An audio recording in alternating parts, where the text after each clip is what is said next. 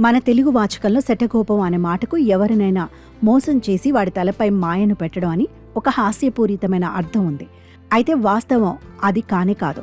శఠగోపం పెట్టడం మనకు ఒక ఆచారం. దీని వెనుక అర్థం, పరమార్థం ఎంతో ఉంది. ఆ మాటకు వస్తే అసలు శఠగోపం అనే పదానికి అత్యంత గోప్యమైనది అని అర్థం.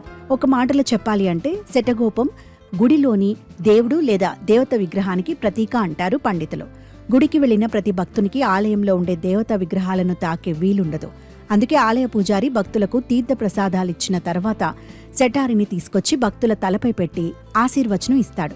ఆలయ పూజారి సెటారిని తీసుకువచ్చి భక్తుల తలపై పెట్టడం వలన వారిలో ఉండే చెడు ఆలోచనలు, ద్రోహబుద్ధులు నశిస్తాయని చెప్తారు. అంతేకాదు శఠగోపం అత్యంత గోప్యమైనది కనుక అది పెట్టి పూజారికి కూడా వినిపించినంతగా కోరికను తలుచుకోవాలంటారు పండితులు.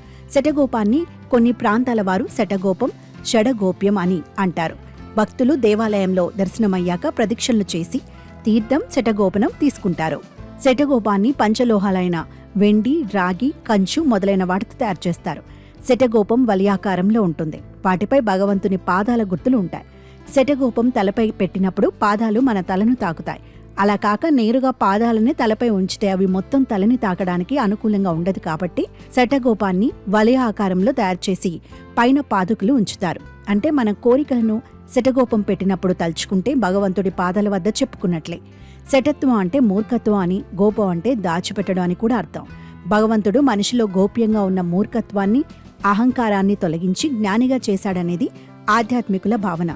నేను, నాది అనే భ్రమను తొలగించటానికి శఠగోపం పెడతారు. శఠగోపం తల మీద పెట్టించుకోవడం వలన ఆధ్యాత్మికంగా మాత్రమే కాక సైన్స్ పరంగా కూడా ఎన్నో ఫలితాలు కలుగుతాయి. శఠగోపంను తల మీద ఉంచినప్పుడు శరీరంలో ఉన్న విద్యుత్ దాని సహజత్వం ప్రకారం శరీరానికి లోహం తగిలినప్పుడు విద్యుదావేశం జరిగి మనలోని అధిక విద్యుత్ బయటకెళ్తుంది.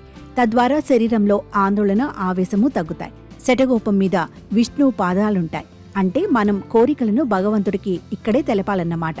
పూజారికి కూడా వినిపించకుండా మన కోరికలను భగవంతునికి విన్నవించుకోవాలి. అంటే మన కోరికే శఠగోప్యం.